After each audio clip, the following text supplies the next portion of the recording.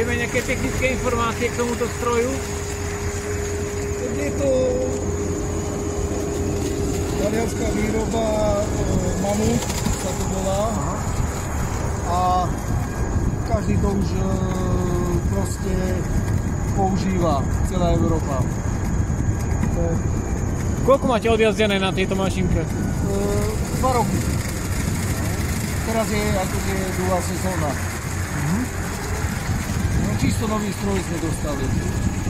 Čo je dôležité pri používaní takéto roľby? Na čo sa musí dávať pozor? To je všetko automatika. Dávať pozor, aby sme tu na displeji to vidno. Na nabíjanie stroja, mazanie, ale na to máme harmonogram, ktoré sa to robí. Ako to zatiaľ vyzerá s voľnými vstupmi pre ľudí, pre verejnosť vlastne okrem organizovaných kolektívov? Teraz ako sú prázdniny, teraz je to dobré, ale ako náhle končia prázdniny, tam už hokejový klub má. Podľa rozpisu na internete sa to dá pozrieť, takže... Je to cítiť, že vonku sú plusové teploty, nie sú zamrznuté jazera, že ľudia chodia skôr na ten zimný štadión? No jasné, jasné. Teraz sme mali okrem HKM, mali sme 2 termíny a vyše 300 ľudí prišlo. To je taký veľmi dobrý priemer, alebo... To je dobré, to je veľmi dobré. Čiže keď si to zoberiem, tak okolo 150-160 ľudí na jeden termín. Dobre. Predpokladám, že väčšinou mladí študenti alebo rodičia s deťmi. Hlavne študenti a rodičia s deťmi. Malými. Dobre.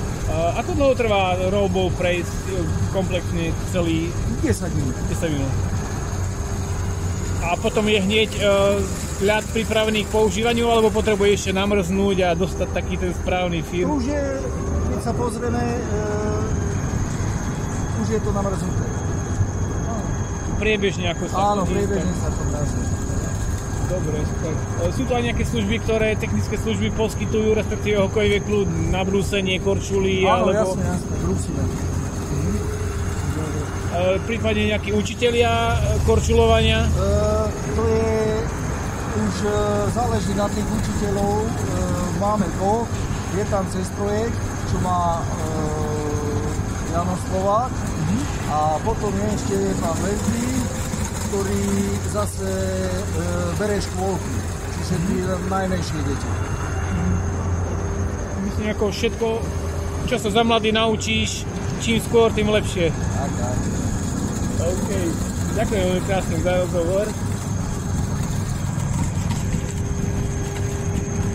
Super, je to pekné.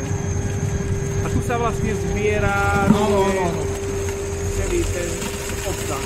Čiže freza zoberie... Že ona berie ten vrch. Aký je tam vlastne proces toho celého? To, čo máme teraz pod sebou, to je ako žiletka. A žiletka berie a vzadu pridávam vodu. A to všetko na displeji vidím. Čiže 34% ide vody, berem -1, čiže milimeter berem, koľko to vody pridávam. A to je baterka, na to je nabitá.